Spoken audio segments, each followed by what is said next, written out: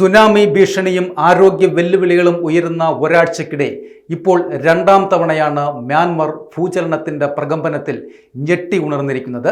National centre for seismology report ചെയ്ത പ്രകാരം തിങ്കളാഴ്ച രാവിലെ 7:03 റിക്ടർ സ്കെയിലിൽ 4.5 തീവ്രത രേഖപ്പെടുത്തിയ ഭൂകമ്പമാണ് മ്യാൻമറിൽ ഉണ്ടായിക്കൊണ്ടിരിക്കുന്നത്.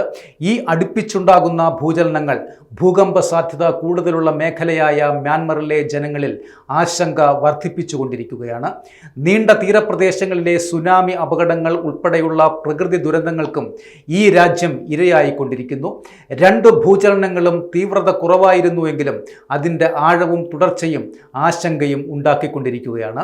നവംബർ 3 തിങ്കളാഴ്ച രാവിലെ 7:03 4.5 തീവ്രത രേഖപ്പെടുത്തിയ ഭൂചലനം 90 കിലോമീറ്റർ ആഴത്തിലാണ് ഉണ്ടായത്. ഇതിനു മുൻപ് ഒക്ടോബർ 29 ശനിയാഴ്ച രാവിലെ 11 മണിക്ക് 37 കിലോമീറ്റർ ആഴത്തിൽ 4.2 തീവ്രത രേഖപ്പെടുത്തിയ മറ്റൊരു ഭൂചലനവും മ്യാൻമറിൽ അനുഭവപ്പെട്ടിരുന്നു. എന്നാൽ ആഴം കുറഞ്ഞ ഭൂകമ്പങ്ങളാണ് സാധാരണയായി കൂടുതലും അപകടകരം. ഭൂകമ്പ തരംഗങ്ങൾക്ക് ഉപരിതലത്തിലേക്ക് സഞ്ചരിക്കാനുള്ള ദൂരം കുറവായതിനാൽ ശക്തമായ ഭൂമികുലുക്കത്തിനും ഘടനകൾക്ക് വലിയ നാശനഷ്ടങ്ങൾക്കും ഇത് വഴിവെക്കുകയും ചെയ്യും. ഭൂകമ്പ മേഖലകൾക്ക് മധ്യത്തിലാണ് മ്യാൻമറിൻ്റെ സ്ഥാനം. ഇന്ത്യൻ, യുറേഷ്യൻ, സുന്ദ, ബർമ എന്നീ 4 സജീവ ടെക്ടോണിക് പ്ലേറ്റുകൾക്കിടയിലാണ് മ്യാൻമർ സ്ഥിതി ചെയ്യുന്നത്. ഈ പ്ലേറ്റുകളുടെ നിരന്തരമായ ചലനം ഭൂകമ്പ സാധ്യത വർദ്ധിപ്പിക്കുകയും ചെയ്യുന്നുണ്ട്. 1400 കിലോമീറ്റർ ദൈർഘ്യമുള്ള ഒരു പരിവർത്തന ഫോൾട്ട് മ്യാൻമറിലൂടെ കടന്നുപോകുന്നു.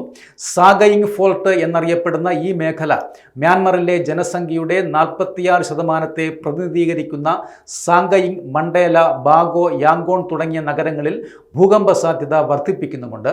യാങ്കോൺ നഗരം ഫോൾട്ട് ട്രേസിൽ നിന്ന് താരതമ്യേന അകലെയാണെങ്കിലും അതിൻ്റെ ജനസാന്ദ്രത കാരണം ഇപ്പോഴും കാര്യമായ അപകട സാധ്യതയുമുണ്ട്.